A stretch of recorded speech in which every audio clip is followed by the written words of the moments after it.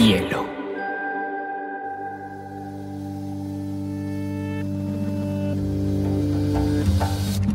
Coincide con la noción de estilo tal como se define en el diccionario. La lectura debe ser una de las formas de la felicidad y no se puede obligar a nadie a ser feliz. Pero no tengo idea de lo que va a suceder después. Entonces un libro debe escribir esa situación. Y digamos que el cuento se escribe así. Que a mí la cosa más importante que me ha pasado en la vida ha sido aprender a leer una pizca de exageración en esa frase. Hola a todos, hoy tengo un invitado realmente especial, una persona a la que llevo yendo muchísimos años por grandes amigos míos, pero además un lector y escritor que admiro muchísimo por una formación muy particular y por un trabajo muy particular que ha hecho en Colombia y en Latinoamérica, y es la formación de lectores y el desarrollo de unas habilidades que casi ninguno tiene. Ahorita vamos a conversar sobre eso. Primero quiero darle la bienvenida a Mario Mendoza. Bienvenido a este espacio de Biblioteca Personal. Estamos muy contentos de tenerte acá, Mario. Un placer, María José. Muchas gracias por la invitación. Mario, quisiera que conversáramos sobre muchas cosas, pero lo primero que quiero profundizar es cómo te acercaste a los libros. Entiendo que estuviste enfermo de niño, tuviste una enfermedad muy grave y gracias a esa enfermedad donde casi pierdes la vida, llegaron los libros a ti. ¿Podrías contarnos un poquito esa anécdota? Yo sufro, entre los 7 y los 8 años, sufro de una apendicitis que se complica. Los médicos no le atinan, digamos, no le dan rápidamente a un buen diagnóstico y eso me conduce a una peritonitis que se sigue complicando y que termina en una peritonitis con comienzos de gangrena. Es una enfermedad de la que prácticamente se muere todo el mundo. Y yo logro sobrevivir después de 7 meses de lucha en un hospital donde me la paso la gran mayoría del tiempo en cuidados intensivos. La gente se muere alrededor, es una sala muy dura, muy difícil, hay que despedirse permanentemente. Y yo era como el niño de la sala de cuidados intensivos, como el más chiquito. Todos eran muy especiales conmigo y entonces a partir de ese momento yo entiendo la muerte rápidamente, es algo que me queda para toda la vida, la sensación de que la vida es efímera, de que esto es un tránsito muy rápido. La mayoría de las personas no tienen una conciencia sobre su propia fugacidad, sobre su propia impermanencia. Todo el mundo vive de una manera un poco como atropellada y eso significa creer que uno es eterno, que uno va a durar siempre, que la muerte es una cosa que está lejana, que está distante. Yo aprendo muy rápidamente todo lo contrario, que la muerte es algo muy próximo, que la muerte es algo inminente que puede suceder en cualquier momento. Y esa sensación de fugacidad y de impermanencia, yo creo que ha sido una buena escuela. Yo creo que para crear y en general para vivir de una manera menos obnubilada, creo que una conciencia de la muerte es algo muy sano. Y en ese momento llegan los libros, en ese momento alguien, una tía por parte de mi padre me lleva un libro y eso cambia por completo la relación con la sala de cuidados intensivos. Tener un libro, yo tenía mucho dolor, tenía mucha angustia, pero me di cuenta que cuando iba leyendo mejoraba y que me iba, sencillamente se me olvidaban como las dolencias de los que estaban al lado, mi propio sufrimiento iba desapareciendo poco a poco. Entonces creo que fue una terapia, prácticamente lo considero una forma de catarsis y quizás mi escritura está relacionada también con esa sensación. Yo creo que escribo buscando no solo la catarsis personal, sino la catarsis del lector o de los lectores o las lectoras, y es buscando cómo purificar, cómo limpiar tanto dolor. Entonces es una manera un poco trágica también de entender la lectura y de entender la propia escritura, pero bueno, así me inicié y ni modo, no puedo cambiar eso. Mario, siempre has dicho, y de hecho tus personajes casi en todos tus libros son personas inconformes, que no se sienten cómodas con el mundo, que sienten que no encajan en la sociedad. Y era además un sentimiento que te embargaba también desde niño y desde joven.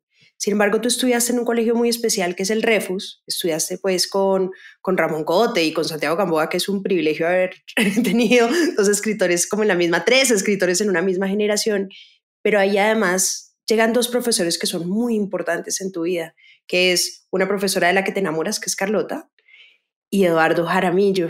Y yo creo que la forma más importante de transmitir esa literatura es a través del apasionamiento. Cuéntanos un poquito por qué estos profesores fueron importantes y a qué lecturas te llevaron. O sea, ¿qué recuerdas de esa pasión que te transmitieron ellos dos?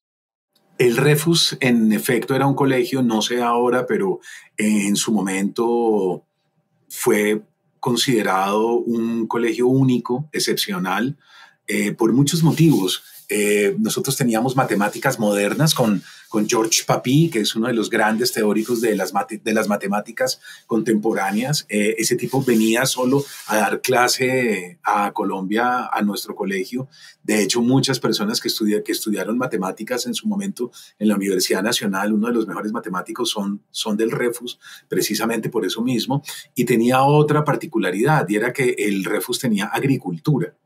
Entonces tenía una serie de vocacionales, tenía cerámica, tenía telares, y era un colegio en donde estudiábamos los sábados. Entonces, por ejemplo, Ramón, o sea, nosotros somos compañeros no solo de colegio, somos compañeros de agricultura, que es algo de lo que nunca hemos hablado, pero que sería muy interesante, y es que Ramón, Santiago y yo, los tres, pertenecíamos a agricultura, y eso significa que nosotros cultivábamos, que nosotros teníamos rábanos, girasoles, nosotros cultivábamos una serie de verduras, flores también, y cuando llegaba la cosecha, nosotros subíamos a la plaza de mercado de Suba y vendíamos nuestros productos en la plaza de mercado. Entonces, el Refus tenía una cosa muy importante, que era desclasarse, ¿verdad? No era un colegio digamos, engominado, del estrato 6, en donde tú aprendes una cosa brutal que en Colombia es despiadada, y es uno de los grandes problemas que tenemos en este país, y es que solo te relacionas entre los tuyos. Aprendes a ser élite muy rápidamente desde el colegio, ¿verdad? Si tú recuerdas bien, una persona como Luis Carlos Galán, precisamente para evitar eso en sus hijos, los metió en un colegio público, en el pedagógico, ¿verdad? Y era para que sus hijos no sintieran esa sensación desde jóvenes de cómo cerrar filas en torno a tu clase social, lo que se llama estar bien relacionado, ¿no? Las relaciones públicas o estar bien relacionado significa que tú te relacionas solo con tu entorno, ¿no? Los de tu barrio, los de tu colegio, te pasan filtros, además en tu propia clase, te pasan filtros. Si tú llevas un compañerito o una compañerita, siempre te preguntan, pero los papás ¿qué hacen? ¿Pero dónde viven? Y te van mandando ese mensaje terrible que es no mezclarse, ¿verdad? El origen de la violencia en Colombia es ese, justamente, que nosotros no nos mezclamos, nosotros no ponemos nuestros afectos, nosotros no ponemos nuestras amistades en estratos por debajo de los nuestros. Nosotros siempre creemos que estamos bien relacionados, entre comillas, bien relacionados. Bueno, el Refus era un colegio muy raro, era un colegio muy particular, porque Jean Gros, su rector, era un tipo que procuraba todo el tiempo desclasar a sus alumnos y a sus muchachos, lanzarlos a la plaza de mercado, cultivar y nosotros teníamos las uñas negras, teníamos asadones, nosotros teníamos botas, nosotros llegábamos a la plaza de mercado como cualquier otro campesino a vender nuestras cosas. Entonces yo creo que eso... Hay una poesía de Ramón Cote, hay varios libros de la poesía de Ramón que recuerdan ese colegio y que recuerdan esa sensación de no encumbrarse, de no hacer élite. Más tarde, 2 años después de graduarme del colegio, yo me iría de mi casa y terminaría de desclasarme totalmente. Y yo creo que de ahí me queda esa sensación de ser un renegado, de ser una persona que a mí no me interesa hacer élite. A mí no me interesa relacionarme bien, a mí no me interesa nada de eso. Yo creo que lo importante en este país es todo lo contrario, mezclarnos. ¿verdad? Lo que yo le decía alguna vez a alguien, si usted no tiene un amigo indígena, si usted no tiene una exnovia afro, si usted no tiene amigos en el sur de Bogotá, si usted no va a comer nunca al otro lado de la ciudad, a Kennedy, a Bosa, si usted jamás ha tenido entre sus afectos personas de unos trabajos populares, preocúpese. Y preocúpese porque usted es un clasista inconsciente. Entonces, en el plano racional, tú dices la democracia, sí, claro, y todos somos iguales, no, pero por supuesto, los derechos humanos. Pero en tu vida privada, en realidad, eres una persona que excluye y que segrega sin darse cuenta. Entonces yo creo que tanto Ramón como Santiago, como yo, en ese colegio, con nuestras verduras, con nuestras flores, en esa plaza de mercado, de alguna manera creamos una relación con el país muy distinta y yo por eso aprecio tanto esos años iniciales. Mario, y los profesores, hablemos un poquito de esa Carlota y Eduardo que fueron también, porque me imagino que ellos te llevaron unos libros y esos libros también pues siguieron incentivando, te ayudaron a encontrar esa pasión por la literatura. Así es. Carlota llega cuando yo estoy en lo que ahora es 10º, y Carlota era una actriz del Teatro Libre de Bogotá, una actriz impresionante, una actriz con un talento, y vuelvo otra vez a lo mismo, una persona con muy poca pose, ¿no? Casi siempre el mundo intelectual está lleno de poses, ¿no? Hablan de cierta manera, uno reconoce los tonos, los modos, los autores que citan, todo eso va ligado a eso que te digo que es la élite, ¿no? ¿Cómo me convierto en una persona educada? ¿Cómo me convierto en una persona de élite? ¿Cómo hago una demostración de mi conocimiento y de mi manera de leer? Eso va ligado a una serie de poses y a una serie de actitudes que son fácilmente detectables. No, yo tuve la enorme ventaja de tener unos profesores abiertos, dinámicos, divertidos, un poco desparpajados también.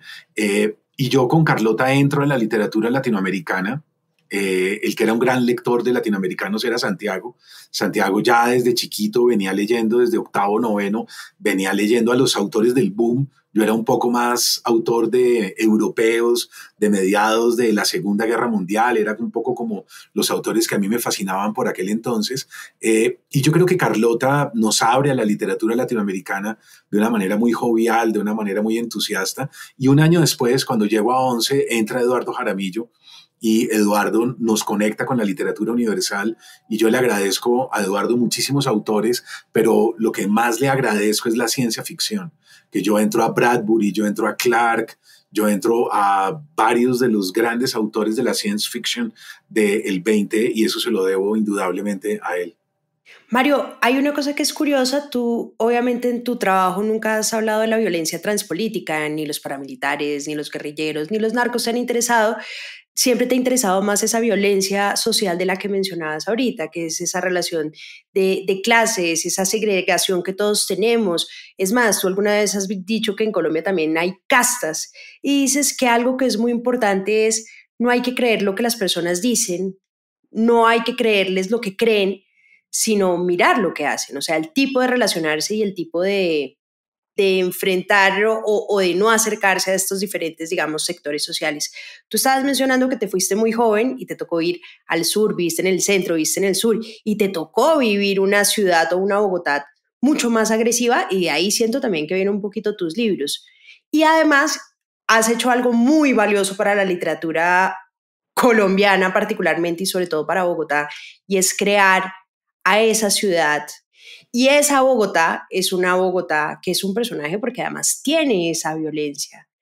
Cuéntanos un poquito para ti cómo ha sido esa creación de ese personaje literario y cómo este personaje literario que es Bogotá tiene incluida esa violencia social desde sus propias, desde su propia intimidad y desde su propio, digamos, características particulares. Sí, en efecto. Es que es raro porque nosotros pertenecemos a un continente que tiene uno de los grandes, digamos, una de las zonas más injustas socialmente del mundo es América Latina. El latinoamericano, yo creo que eso nos viene también de los criollos españoles. Uno empieza a ver, y es una conducta que viene desde el comienzo, es un deseo de mostrar la diferencia con respecto al otro. Es un deseo de yo soy distinto, yo tengo más, yo no tengo por qué andar con negros, ni con indígenas, ni con gente del populacho. Qué miedo de alguna manera pertenecer a eso.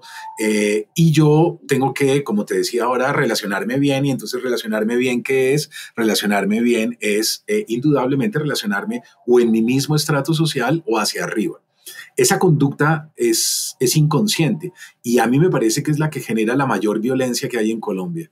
No, el origen de la violencia en Colombia es esa ausencia de fraternidad real. Nosotros no tenemos un tejido social fuerte. Si tú te das cuenta, cuando uno viaja, cuando uno sale del país, a nadie se le ocurre en ningún lugar del mundo preguntar usted dónde vive, en qué barrio, sus papás qué hacen. Eso es una pregunta completamente estúpida. No, cuando uno viaja, eso es irrelevante. Uno tiene a la otra persona al frente, te sientes a gusto, es una persona inteligente, dulce, amena, y ya. A qué estrato social pertenece o dónde vive, a uno le da exactamente lo mismo. Si tú estás en Nueva York y te sientes bien con alguien, a la salida de un café o a la salida de un restaurante, no se te ocurre preguntarle si vive en el Bronx, si vive en Manhattan, si vive en no sé dónde, si sus papás de dónde son. Pero el latinoamericano sí es así. El latinoamericano no se da cuenta, pero lentamente, poco a poco, va guardando una distancia con respecto a los otros. En el caso colombiano, eso llega a una frase que ya es lo que muestra toda nuestra insania mental, ¿verdad? Que es, usted no sabe quién soy yo, ¿no? Usted no sabe con quién está hablando, usted no sabe quién soy, usted no sabe. Y eso demuestra ese ego exacerbado, violento, clasista, segregador, segregacionista, racista a morir, ¿verdad? Porque somos una cultura racista sin darnos cuenta. Y a mí me parece que esa violencia permea todo.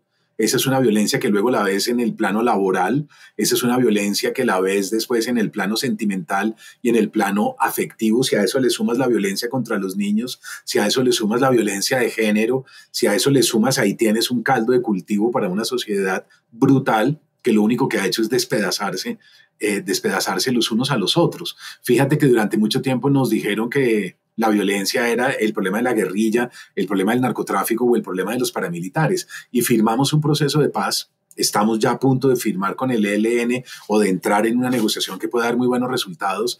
Y sin embargo, eso no ha parado la manera tan despiadada y cruel y sangrienta como nos relacionamos entre nosotros. Y eso lo que demuestra es que el problema no eran los paramilitares ni la guerrilla. El problema somos nosotros. Somos nosotros mismos, nuestros modos, nuestros comportamientos, la manera como estamos en redes sociales, la manera como nos relacionamos con la pareja, con los amigos, con la gente en el trabajo. Es una relación muy violenta. Entonces, a mí me ha interesado esa violencia, como muy bien lo decías, es la violencia transpolítica. A mí no me interesa la violencia política. La violencia política es la de los guerrilleros, la del narcotráfico y la de los paramilitares y el propio Estado que juega un rol también bastante perverso. No, a mí me interesa lo que va más allá, que significa de alguna manera una revisión de nosotros mismos. Yo creo que eso es lo que no hacemos, tenemos que estarnos revisando permanentemente. Entonces, si yo he sido educado, por ejemplo, en un estado y en una sociedad heteropatriarcal, machista, tengo que estarme revisando permanentemente. No, yo ya no es que yo estoy al otro lado, no, yo me eduqué de otro modo. Entonces, ¿qué significa? Que tengo que estarme revisando todos los días mi propio comportamiento, mi propio lenguaje, mi propia manera de relacionarme con mis amigas, con mis parejas, con mis compañeras de trabajo. Todo el tiempo tengo que estarme revisando.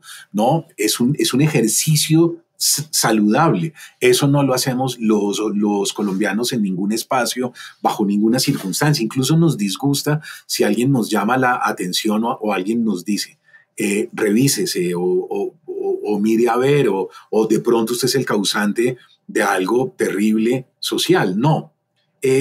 Eso es lo que a mí más me interesa cuando entro a la ciudad. La ciudad es un caldo de cultivo de unas acciones despiadadas de unos contra otros. Y voy creando ese retrato un poco, yo creo que, como decía al comienzo, trágico, pero que me parece muy saludable porque nos obliga a mirarnos, nos obliga a decir, sí, somos así, y llegó el momento en que vamos a tener que frenar, vamos a tener que parar y vamos a tener que hacer examen de conciencia, que es lo que no hemos hecho. Pero yo creo que ahí vamos logrando cosas, vamos acercándonos, yo creo que cada vez la gente se va dando cuenta de que la manera como la educaron no es la correcta y que le toca volver a educarse. No, yo creo que eso es la gente que está en ese proceso de volver a educarse. A mí me parece que es lo que tenemos que hacer todos.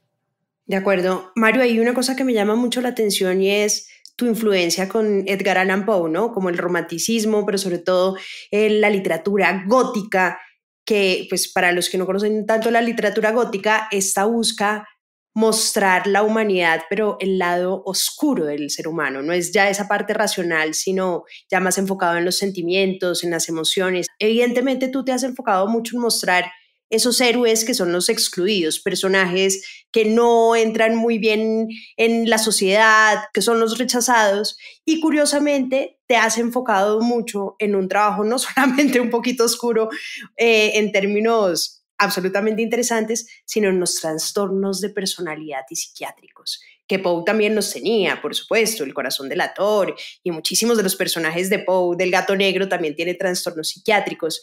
¿Cuál es tu relación, Mario, con este interés particular en los trastornos de personalidad y cómo se relacionan con tu literatura? Porque sí que están presentes en tus libros. A mí me sigue pareciendo increíble que al día de hoy la gente no tenga claridad sobre el inconsciente, ¿verdad? A mí me parece que hay un analfabetismo exagerado sobre el tema. No me parece correcto que uno se gradúe del colegio y no entienda bien qué es el inconsciente. No me parece correcto que uno se gradúe de la universidad y siga sin entender qué es el inconsciente. Y que luego ande uno por la vida creando caos, haciendo daño, de pronto volviéndose una persona muy tóxica para los que están alrededor, y uno siga sin entender qué es el inconsciente. La gente sigue creyendo que ellos son ellos, que ellos toman decisiones racionales. Pues eso sería maravilloso. Si nosotros fuéramos dueños de nosotros mismos y quisiéramos vivir de manera racional, todos llevaríamos vidas ejemplares, ¿verdad? Pero no, uno es arrastrado por fuerzas que no entiende. Uno es arrastrado, por ejemplo, yo tuve alumnos muchas veces brillantes con unos coeficientes intelectuales altísimos y con tendencias a la sordidez sentimental. Ahí sus vidas hacían agua por ahí, ¿verdad? Y luego eligieron parejas y relaciones terribles y al final terminaron autodestruidos, deprimidos, hechos pedazos. Luego los veías tomando antidepresivos y al final con intentos de suicidio, y al final eran arrastrados por fuerzas que ellos no comprendían muy bien. Tú puedes tener una tendencia al juego y puedes ser ludópata. ¿De qué te sirve ser tan inteligente si eres ludópata? ¿De qué te sirve ser drogadicto, ser alcohólico? ¿De qué te sirve mil cosas que son fuerzas que están dentro de nosotros, algunas heredadas, otras alimentadas desde la niñez, desde el maltrato, ¿verdad? Pudiste haber sido muy maltratada o abusada o abusado de niño, y eso te queda y eso te lacera y eso te destruye de mala manera la vida después. Entonces, ¿qué es lo que hay que hacer? Hay que bajar a esa zona oscura, hay que ir a ese sótano que no nos gusta, que le tenemos tanto miedo, y hay que emprender ese descenso y hay que mirar y revisarse y decir, a ver, ¿quién está ahí? ¿Verdad? ¿Quién elige? ¿Por qué siempre elijo las mismas parejas? ¿Por qué siempre sentimentalmente vuelve y se me repite lo mismo? Porque tú no eliges, porque el que elige o la que elige es el inconsciente. Entonces, creo que Poe es un autor que pone de manifiesto un nuevo horror que no es el gótico del siglo XVIII. No, Poe está a medio camino entre el gótico del XVIII, un autor como Ernest Theodor Amadeus Hoffmann, por ejemplo, pero Poe abre algo completamente nuevo que es el horror psíquico, el horror de la conciencia, el horror del inconsciente. Entonces, creo que sería muy difícil pensar a Freud, que era un lector de Poe increíble, ¿no? Sin las lecturas que hizo Freud. Y entre esas lecturas estaba Poe, estaba Dr. Jekyll y Mr. Hyde de Stevenson, ¿no? Toda la teoría del inconsciente y del psicoanálisis contemporáneo se origina, tiene un germen muy importante en la literatura de comienzos del siglo XIX, particularmente en Poe. Entonces yo creo que esos autores nos obligan a una confrontación que es difícil y que a veces no nos gusta, que es mirarse uno al espejo y decir, carajo, ¿quién está ahí adentro? ¿Verdad? ¿Quién toma las terribles decisiones que yo he tenido que soportar a lo largo de toda mi vida? Y yo tengo siempre una sensación, y es que yo nunca me he considerado que estoy bien. Yo nunca, porque hay una cantidad de gente que uno los ve que son súper seguros en sí mismos, tienen una seguridad que es aplastante. No, yo no tengo eso, yo siempre tengo dudas, yo siempre me estoy mirando de reojo, yo siempre sospecho de mí todo el tiempo, y en la pandemia llegué al punto incluso de creer que me había enloquecido. Entonces yo llegué y dije, yo ya no puedo asegurar con la tranquilidad con la que antes aseguraba ciertas cosas porque el principio de realidad no lo tengo claro. Entonces, a mí me parece que eso es muy sano, dudar, revisarse, mirarse de reojo todo el tiempo. A mí me parece que la gente más peligrosa es la que está tan segura de sí misma. A mí me parece que son muy agresivos, muy violentos, y sumamente peligrosos a nivel social. Mario, de hecho, hay un libro que a ti te destruyó, que es este. Sí. En la medida que al principio del libro dices que la escritura fue tan difícil y la transformación en el personaje fue tan dura que empezaste a ver alucinaciones, que te empezaste a enloquecer y que de hecho crees que no vas a volver a escribir una obra de ficción por culpa de este personaje. Cuéntanos un poquito si eso hace parte también de esa locura que sientes que de pronto tienes adentro. Yo creo que los escritores funcionamos muchas veces como los actores. Entonces tú ves a un actor profesional, a un actor de método, y la transformación en otro sujeto es fascinante, ¿no? Yo a veces me doy cuenta que, por ejemplo, en las ruedas de prensa cogen el vaso con la izquierda, y luego me doy cuenta que en la película o en la obra de teatro cogen la mano con la derecha. Entonces yo digo, pero entonces luego entiendo y digo, claro, el personaje es derecho, pero él es zurdo, ¿no? Son pequeñas elecciones que se van tomando en la medida en que tú encarnas en otro, en la medida en que tú te vas transformando en otro. Recuerda, por ejemplo, un personaje, a mí me gustan muchos actores del Actors Studio, de la vieja escuela gringa, un actor, por ejemplo, como De Niro, en El Toro Salvaje, o lo ves, por ejemplo, en Cape Fear, en Cabo de Miedo, y lo ves atlético, lo ves con el pelo recogido atrás, es un tipo que acaba de salir de una cárcel, ¿no? En El Toro Salvaje lo ves y es un tipo subido de peso, gordo, y no hay trucos ni hay nada por computador. Son ellos mismos mutando sus cuerpos. Son ellos mismos que van entrando en otros sujetos, en otras psicologías, en otras maneras de ser. Tú ves a Dustin Hoffman, por ejemplo, en una película maravillosa que es Midnight Cowboy, y tú lo ves arrastrando la pierna, cojo, y entonces uno dice, pero miércoles, ¿será que este tipo es cojo o no? Y luego lo ves y Hoffman no tiene ninguna cojera. La esposa de él decía que varios meses después del rodaje, Hoffman seguía cojeando, y que en las gasolineras se bajaba a echar gasolina y el tipo cojeaba, y ella tenía que decirle, oiga, maestro, ya párela porque ya se acabó el rodaje. Y Hoffman caía en cuenta y decía, sí, verdad. Y entonces caminaban normalmente. Esas transmutaciones y esas mutaciones de los actores son fascinantes para mí. Este fin de semana estuve viendo La Dama de Negro, me fui a ver la obra de teatro, y ver a Robinson Díaz en el escenario fue para mí otra vez maravilloso. Es un actor que me sorprende gratamente, y verlo cambiar su gestualidad, su manera de decir las cosas, la manera como camina en la obra de teatro, cómo se va transformando en ese tipo que está aterrado por una historia que vivió en un pantano. A mí me produce fascinación porque creo que lo mismo hacemos nosotros los escritores.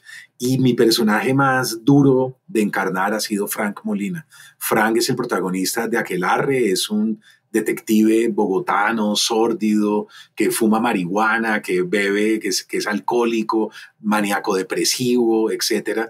Y encarnar en Frank me dejó deshecho, me dejó destruido, y además termino esa novela y empieza la pandemia, imagínate. Entonces ahí fue que yo dije, no, yo no me voy a levantar de esto nunca más, pero bueno, no, ya estoy empezando otra vez a escribir, vamos a ver. Igual siempre has tenido una fascinación por los escritores perdidos, por los callejeros, o sea, desde Lovecraft, Bukowski, Maupassant, Rimbaud. Y de hecho, una de las anécdotas que me pareció buenísima que escribes en el libro es que te fuiste a una casa a Belén, pues al barrio Belén, y que ahí tal vez descubriste que la perdición no era del todo lo tuyo. Eché esa historia que es buenísima, Mario. Yo creo, yo creo que cuando uno es joven, uno tiene como un mito, ¿no? Algo que uno ha mitificado mucho, que es la bohemia, ¿no? Uno cree que el arte está ligado a la bohemia. Y que es en esa bohemia donde tú vas elaborando y armando ese universo que tienes que construir, bien seas pintor, cineasta, escritor, lo que sea. Con los años uno va entendiendo que no es así, que la base fundamental de la creación es la disciplina, es el rigor. Un tipo como García Márquez era un tipo súper disciplinado, era una persona con unos horarios muy estrictos, con unas rutinas tremendas. El maestro Fernando Botero, que está frisando los 90 años de edad, alguien me decía que solo en el verano, cuando está de vacaciones y su familia está de visita, él trabaja de 5 a 8, desayuna, está todo el día con su familia y a las 5 vuelve y se desaparece de 5 a 8 de nuevo, y que cuando la gente es la siesta del verano, esos horarios de recogimiento, y a las 8 él vuelve y aparece y vuelve y come y cena con todo el mundo y vuelve y comparte. Entonces uno lo ve como que está todo el día ahí, pero en realidad trabaja 6 horas al día y está en verano y está de vacaciones. Imagínatelo en otoño o en invierno. Los horarios son tremendos. Por eso es quien es. Lo mismo te pasa cada vez que vas a ver a un gran autor, cada vez que vas a revisar a un escritor. Yo hablaba con Paco Ignacio Taibo II, el mexicano, y Paco me decía, la obra se mide en horas en el asiento, ¿verdad? ¿Cuántas horas en el asiento? Entonces, eso es lo más difícil, es disciplinarse. Eso es lo más complicado, porque la tentación del teléfono, ahora el celular, el WhatsApp, alguien llama, vamos a almorzar, camina, salimos a no sé dónde, vámonos para cine. Hay 1000 tentaciones cuando uno está metido en una novela. Tienes que luchar contra todas, tienes que desenchufarte, desconectarte, tienes que sentarte, tienes que disciplinarte, no puedes trasnochar porque nadie se levanta a trabajar 10, 11 horas en una novela trasnochado, no puedes estar en guayabado o con resaca, porque ¿cómo haces para trabajar en una novela así? ¿Cómo consultas diccionarios? ¿Cómo corriges? ¿Cómo estás lúcido? Entonces poco a poco uno va entendiendo que necesita su psique y su cuerpo a tope, y entonces te empiezas a cuidar mucho, y ahí la bohemia queda completamente rezagada, queda a un lado, y uno va dejando mitos de lado. El canon es otro mito que hay que dejar de lado también. No hay un canon. La academia va imponiendo unos cánones determinados. Si tú quieres ser verdaderamente creativo, tienes que desmarcarte de las poses, de los cánones, y de esas mitificaciones que yo creo que hacen mucho daño. Mario, tú has sacrificado casi todo en la vida por tu obra. De hecho, dejaste un doctorado, has cambiado viajes, has cambiado relaciones estables, parejas. Lo has dado todo por estar cientos de horas sentados trabajando por esos libros. Te quería preguntar, ¿cuál ha sido el peor sacrificio? ¿Cuál te ha costado más trabajo? Las relaciones amorosas. He amado profundamente, he procurado ser una buena pareja, he procurado ser un buen amigo, pero cuando alguien de pronto cree que tú puedes ser una pareja estable, que tú puedes ser un compañero para hacer una familia, para tener unos hijos, y realmente tienes que decir la verdad y tienes que decir que no, que tú no puedes ser padre.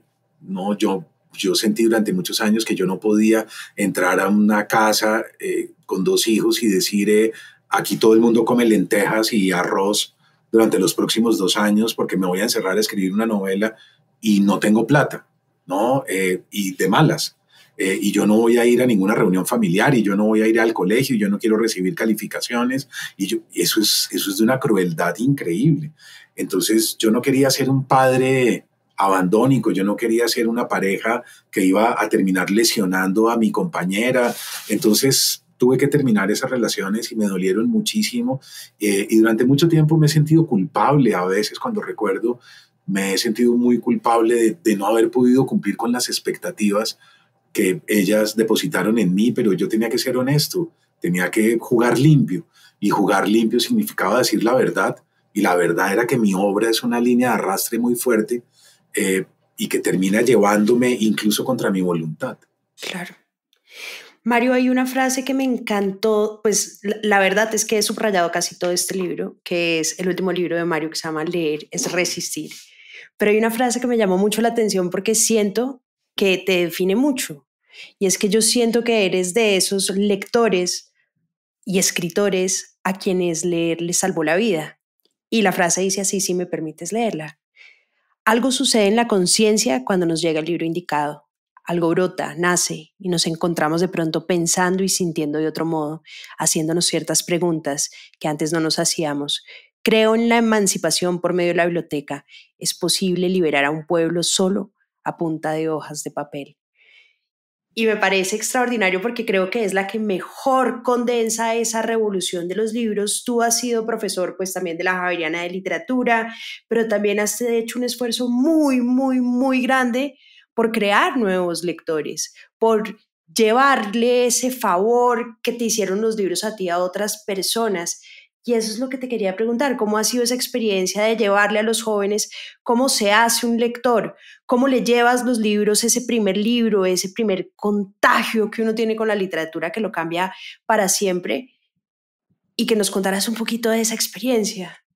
Alguna vez en México yo vi en una feria del libro del Zócalo, yo estaba con Paco Ignacio Taibo II hace muchos años, y de repente había una marcha del sector eléctrico, había una protesta, entonces había que levantar los toldos de esa feria que es en el Zócalo, ahí en toda la plaza central del Zócalo, y nos unimos de alguna manera a los trabajadores, salimos y yo estaba con otra serie de escritores, estábamos en el Palacio de Bellas Artes, íbamos a marchar desde ahí hasta el Zócalo, y Paco estaba ahí con nosotros, estábamos preparando como una pancarta y de pronto vi una muchedumbre, un río de gente. Ese día creo que llegaron más de 500,000 de personas al Zócalo y era una cosa tremenda y de pronto reconocieron a Paco y dijeron es él, es Paco Taibo, ahí está.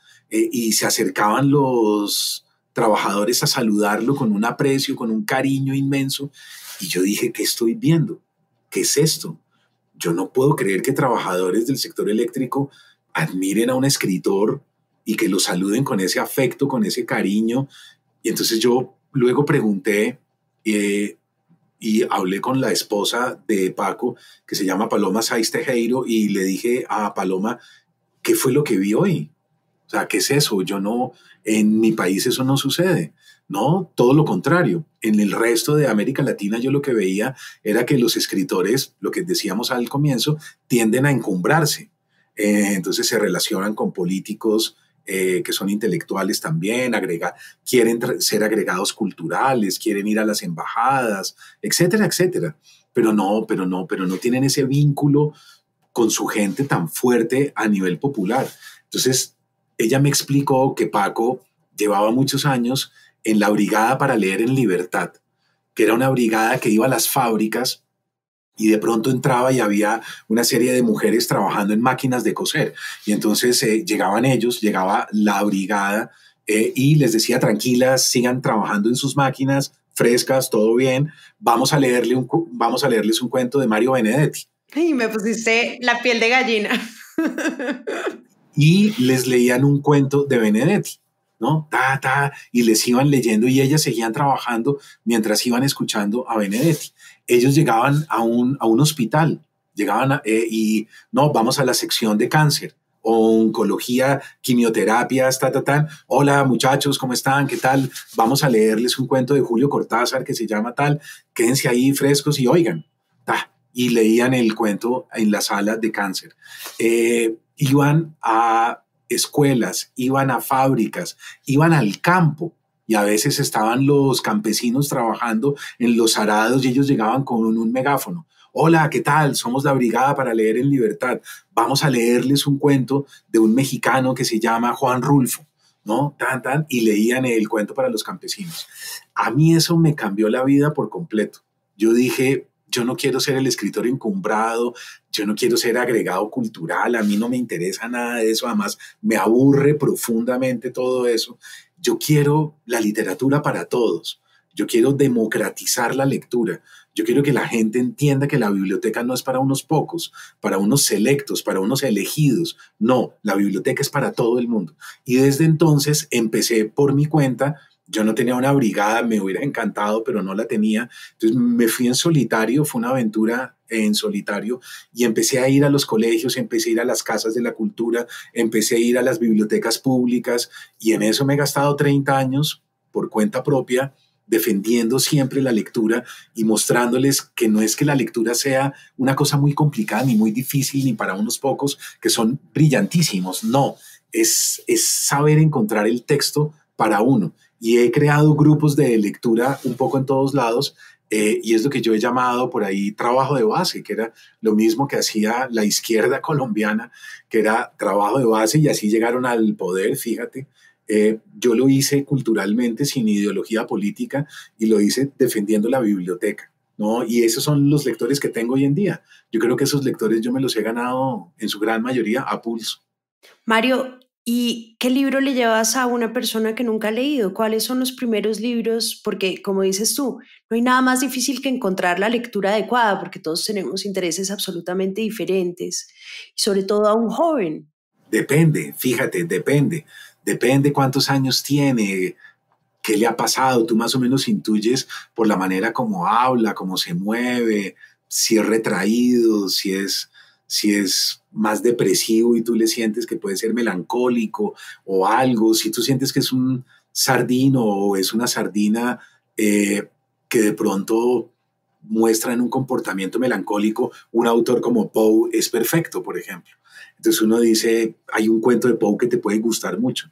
Fíjate, si es una persona distinta, me voy por un latinoamericano. Si es una persona de edad que ha vivido ciertas cosas, si es una mujer de cierta tendencia, puedo elegir la poesía, puedo elegir, depende, eso es un proceso muy intuitivo y es algo que tú vas con el otro creando de una manera mágica, pero la seducción es una cosa muy distinta de la pedagogía obligatoria, ¿no? Llegar a decir, ustedes tienen que leer esto, 1, 2, 3, 4, es muy distinto de la seducción. La seducción es más amorosa, es más tierna, es más dulce, es más basada en la intuición y no tanto en el intelecto. Oye, ayer estuve viendo precisamente tu nueva obra que está mucho más enfocada en ser cómics. Tú además, curiosamente, tuviste una relación bonita con los cómics porque naciste el mismo día de Tintín. Un amigo te prestó todas las caricaturas de Tintín y por eso pues tuviste una relación muy cercana aprendiendo a leer cuadro por cuadro, texto por texto. Y hoy en día eres tú quien hace los cómics para acercar a los jóvenes. ¿Por qué los cómics? Yo hice Satanás Gráfica con Keiko Lano y me entendí muy bien con él, me pareció fascinante. Tú sabes que hay un momento, es como en cine, ¿no? Digamos, es como hacer cine en libros. Entonces, para el cine se necesita mucho presupuesto y es algo muy costoso, pero uno puede hacer novela gráfica y hay algo que lo emparenta, son distintos, por supuesto. Yo no digo que sea lo mismo, pero en algo se parecen y es lo que voy a intentar como contarte. Uno escribe el guión y cuando uno escribe el guión estás en el lenguaje verbal, escena 1, los diálogos, fulano de tal llega, le sucede esto, entra a la casa, patatín, patatán, y tú sigues escena 2, escena 3, escena 4, y haces el guión que es de alguna manera muy similar al guión de cine. Pero luego hay un tránsito que es el que a mí me fascina del guión al storyboard. El storyboard es el momento en el cual el ilustrador, el dibujante o en su caso el cineasta traduce eso en imágenes. Entonces tiene que pasar la escena a imágenes. Por ejemplo, yo puedo decir, Mario y María José conversan sobre literatura. Supongamos que estamos juntos en tu estudio y que estamos los dos charlando. Entonces yo dentro del guión digo, Mario y María José están conversando juntos sobre literatura, están sentados, hay un micrófono en el centro, María José le pregunta, Mario responde y pongo los diálogos, tan. Pero cuando vamos a rodar la escena, ¿dónde ponemos la cámara? La cámara puede estar abajo, la cámara puede estar dando vueltas alrededor de nuestros rostros. La cámara puede estar arriba y podemos filmar eso cenitalmente. Eso se llama una cámara cenital o una imagen desde el cenit, que es arriba. Podemos poner la cámara por fuera de una ventana y Mario y María José conversan y la cámara está por fuera de la ventana. ¿Dónde pone uno? Eso se llama el shoot, ¿no? El tiro de cámara. ¿Dónde? Ni idea. Entonces, el guión dice algo en abstracto, pero el storyboard traduce eso en realidad a unas imágenes precisas de cómo se va a hacer la escena. Bueno, Keiko es un genio para hacer storyboard, es un genio, es un mago completo. Entonces, verlo traducir el guión al storyboard, a mí me pareció en Satanás una aventura fascinante y yo dije, a mí me fascina la novela gráfica, a mí me gusta el cómic, no el cómic de superhéroes. A mí me gustaba mucho, cuando estaba en Estados Unidos, yo coleccioné, cuando era profesora allá, yo coleccionaba American Splendor. De hecho, hay una película muy bella que le recomiendo mucho a los oyentes, que se llama igual American Splendor con Paul Giamatti. Y ese cómic a mí me fascinaba y hay otros muchos que a mí me han gustado. Yo fui un gran lector de Tintín, pero también fui buen lector de Asterix, también fui lector de varios. Entonces, yo dije, ¿será que somos capaces? ¿Será que Keiko y yo podemos armarnos un proyecto gráfico de largo aliento, de gran envergadura? Y cuando se lo propuse, él se entusiasmó mucho. Me dijo, yo contigo como guionista me entiendo muy bien. A mí me gustan tus guiones, son muy precisos, son muy exactos. Y ahí decidimos empezar y ahí vamos. Ya llevamos 6, ahora vamos a publicar el 7 y el 8 en el Sofá en octubre de este 2022. Y estamos a punto de terminar la trilogía y ahí se va a ver todo el universo cuando tengamos los 10 cómics y las 3 novelas gráficas, ahí se va a ver el universo completo.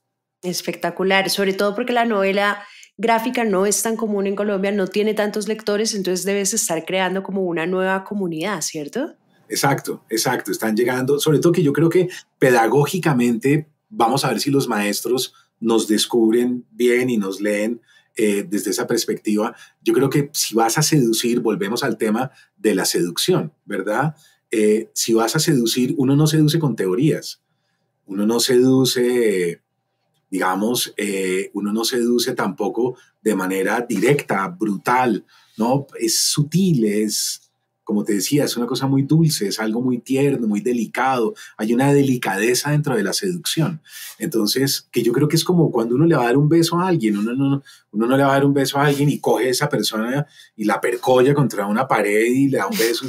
Eso es terrible. Eso no, ¿verdad? Hay algo, hay un juego, hay un mecanismo por medio del cual se va creando una atmósfera propicia para, ¿no? Hay una dulzura en acercarse a alguien.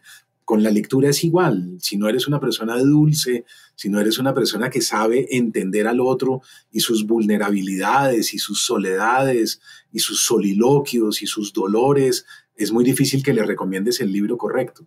Entonces, yo creo que la novela gráfica y el cómic pueden ser un buen mecanismo para acercarse a esos adolescentes, a esos chiquitos, ¿no? Y robárselos a los celulares, a los iPods, ¿verdad? A los televisores, a los computadores, robárselos y decirles, mira, yo creo que esta historia de pronto te puede gustar. Y las imágenes y esos ritmos del cómic yo creo que pueden crear un lector que más adelante, poco a poco, lo pasas al libro y ya está iniciado en el mundo de la lectura. Mario, una pregunta del secreto del éxito. Mario es un escritor que recibe cientos y cientos y cientos y cientos de lectores que quieren que firme su libro, que llena estadios, que has logrado realmente democratizar la lectura. ¿Qué crees que sientan esos lectores cuando lean tus libros? ¿Y qué crees que tiene Mario Mendoza que ha logrado generar esa cercanía y esa pasión de la que otros escritores y otros que promovemos la lectura podríamos aprender de ti? Lo primero es que es como si uno no está contagiado, uno no puede contagiar a otros, ¿verdad? Hay una gente que piensa la lectura en términos teóricos y si lo piensa de ese modo es muy difícil. O en un aula hay muchos profesores que no tienen el virus, digamos, si yo quiero contagiar la gripe, tengo que estar enfermo de gripe.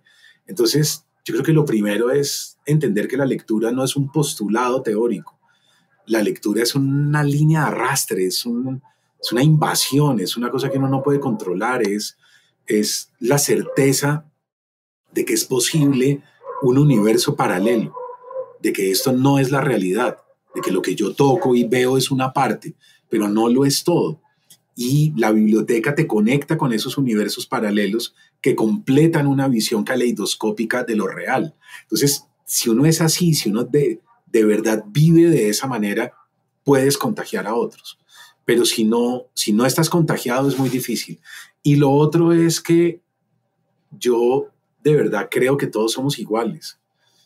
Eso no es teórico en mí, es una praxis cotidiana. Yo no tengo poses, yo no te digo nunca cuando nos veamos personalmente, yo nunca te voy a decir, María José, ¿cómo estás? Buenas tardes. Mario Mendoza, encantado en saludarte. Mucho gusto. Sí, dime, ¿cuáles son tus preguntas? Yo nunca te voy a decir eso. Yo te voy a decir, hola María José, ¿qué hubo? ¿Qué más? ¿Qué ha habido? ¿Cómo te va? ¿Cómo va la cosa? ¿Qué tal el podcast? ¿Cómo van las vainas? ¿Verdad? O sea, yo sí creo de verdad que no hay rangos, que no hay supremacías, que no hay gente que esté por encima de. Entonces, si entendemos eso a nivel social en Colombia, podremos entender que la biblioteca es finalmente un patrimonio común. Y eso implica empatía y respeto por el otro, que es lo que nos está haciendo tanta falta. A mí me da lo mismo cuál es tu posición política, me da igual. Podemos hablar de libros. ¿Dónde vives? Me da lo mismo, me es completamente irrelevante. Lo que importa es que hablemos de libros. ¿Cuál es tu opción sexual? Me da exactamente lo mismo, no me interesa. ¿A qué credo perteneces? Me da igual, María José. Podemos hablar de libros, ¿verdad? Podemos los dos encarretarnos y podemos sugerirnos y podemos recomendarnos entre los dos, independientemente de que seamos parecidos, distintos. Eso es irrelevante. Entonces yo creo que entender eso en Colombia es muy importante. Oye, Mario, con el tema, obviamente, últimamente has tenido como un cambio radical, sobre todo con los que escribes y estás muy enfocado en la ciencia ficción. De hecho, por ahí hay un video que corre en el que tú 2 años antes estás como los Simpson, querido Mario.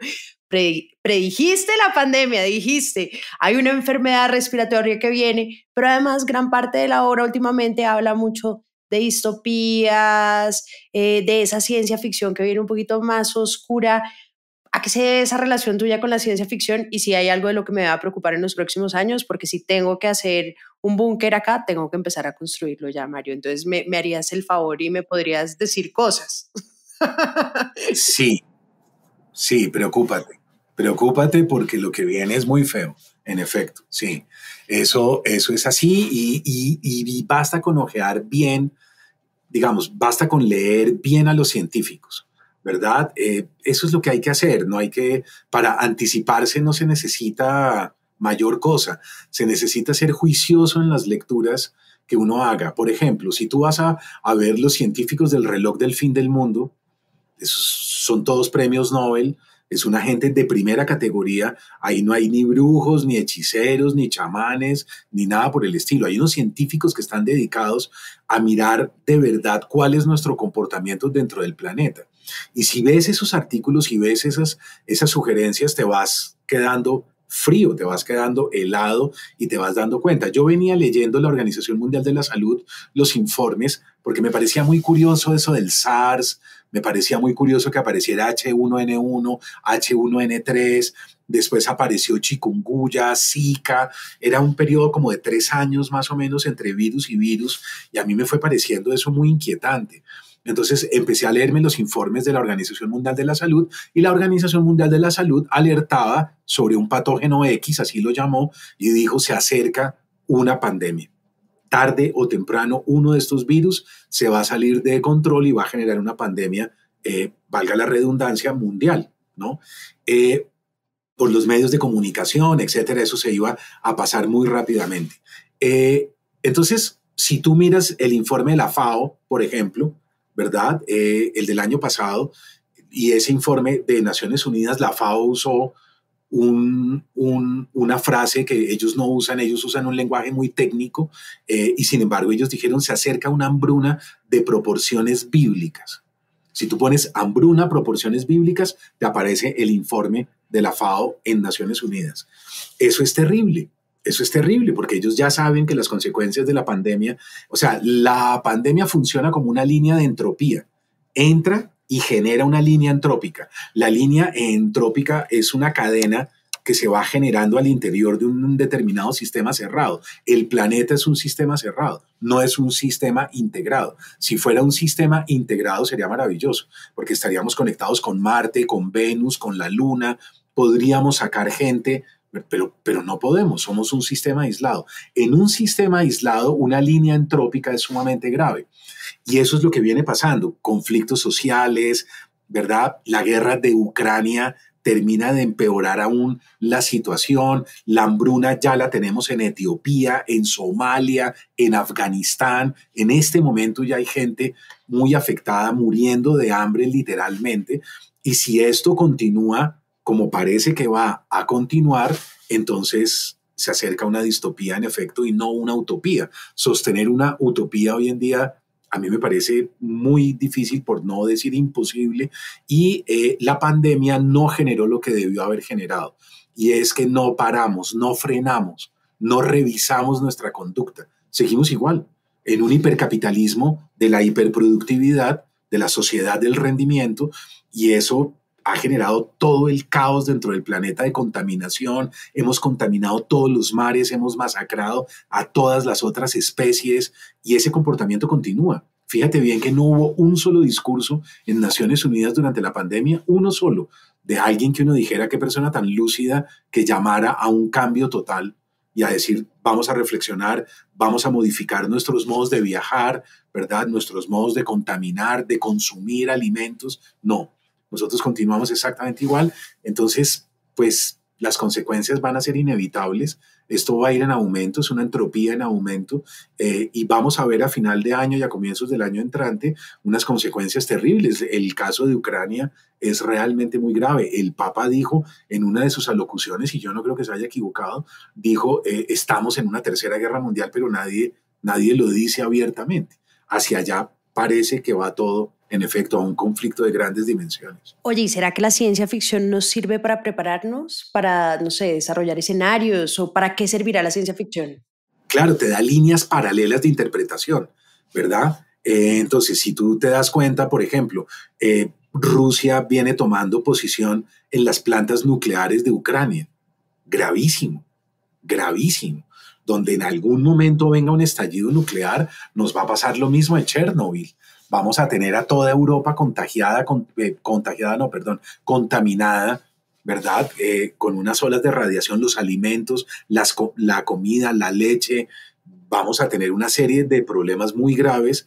Entonces, yo creo que vamos hacia una debacle. Si vamos hacia una debacle, el Sapiens es una especie muy particular. Cuando uno mira a Yuval Noah Harari, uno se da cuenta que exterminó a todos los otros homínidos, ¿no? Masacró a los neandertales, acabó con el Homo floresiensis, destruyó a todos los otros Australopithecus, y tiene una capacidad de destrucción muy fuerte.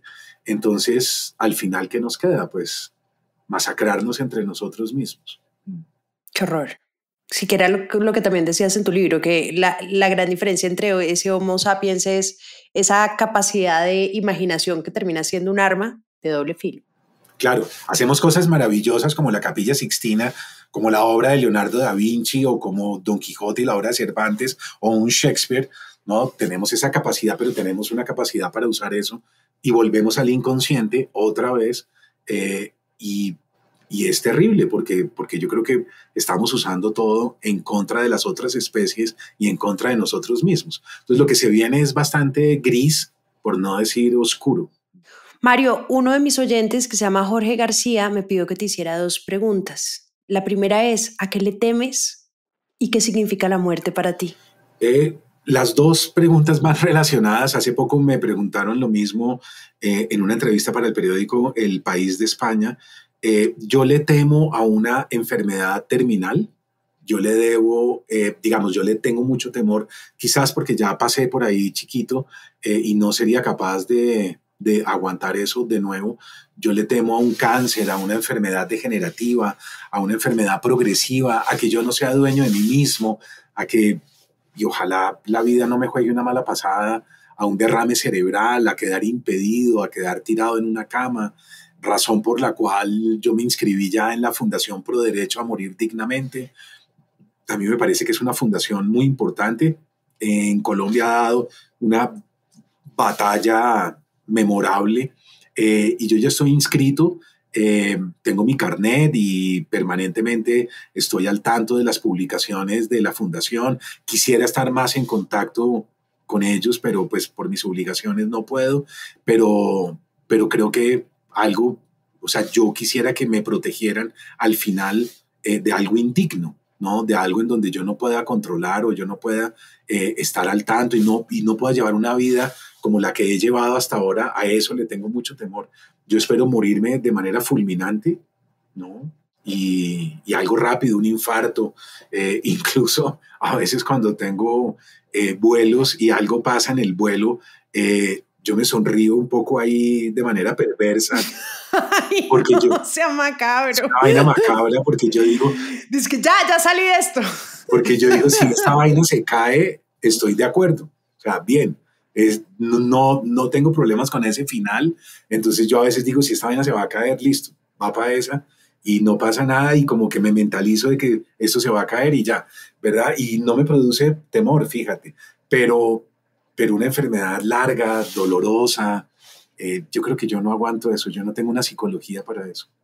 Ya para cerrar, Mario, digamos que tu último libro, que es Leer es Resistir, que además es bellísimo porque tiene una fotografía de pleno paro donde está el SMAT mirando con una cara agresiva y al otro lado está una bailarina en una pose dificilísima, pero es una fotografía que además un fotógrafo te regaló, pero que me parece que traduce muy bien lo que es este libro y es cómo la violencia se opone al arte, a la cultura, por qué termina siendo importante también ese desarrollo sensible y ese desarrollo de lectura. Y creo que es un libro muy importante precisamente para desarrollar esa sensibilidad. Pero me gustaría saber tú, ¿por qué lo escribes? O sea, teniendo una línea editorial tan diferente y tan diversa, ¿por qué te pareció importante compartir esta experiencia propia? Que además habla mucho de ti, de tu vida y de lo que sientes y de lo que para ti es valioso. Yo soy un pacifista convencido, lo cual no significa que sea una persona obediente ni mansa, ¿no? Todo lo contrario. Pero no creo en la violencia, no creo, marcho, salgo, protesto, pero siempre de una manera legítima, haciendo uso de un derecho.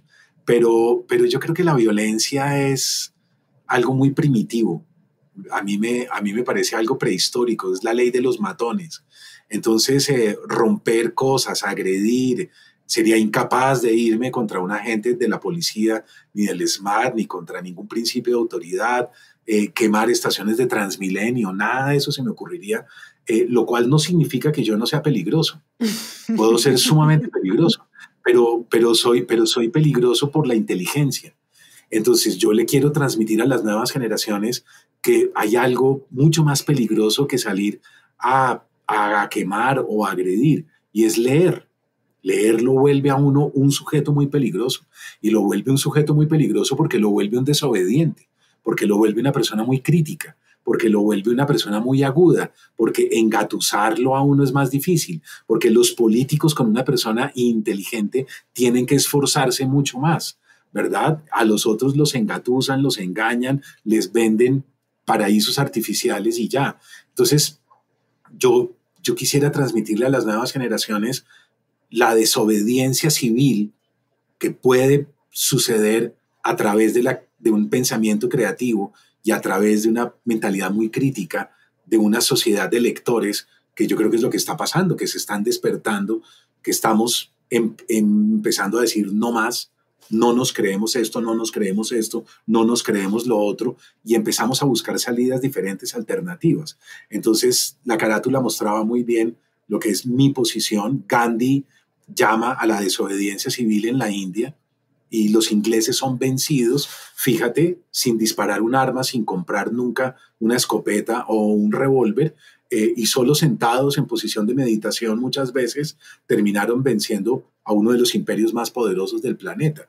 Yo creo en eso, yo creo en Martin Luther King, yo creo en Gandhi, yo creo en David Thoreau, y yo creo que la lectura nos convierte en sujetos de emancipación muy, muy críticos y muy agudos y perspicaces, y yo quisiera que las nuevas generaciones aprendieran eso. Espectacular. Mario, de verdad, muchas gracias por compartir conmigo este espacio. Qué honor hablar contigo. Realmente admiro mucho tu labor de incentivar la lectura y de darnos estas grandes letras que nos vas a dejar no solamente a los ciudadanos, sino la creación de Bogotá como una gran ciudad. Muchas gracias de verdad. Muchas gracias. Te agradezco mucho y un saludo a todos los oyentes. Un abrazo.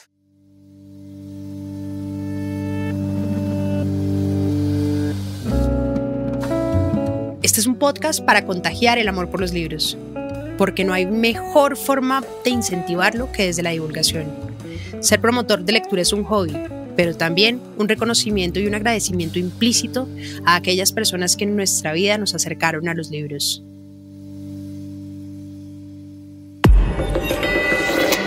Bielo.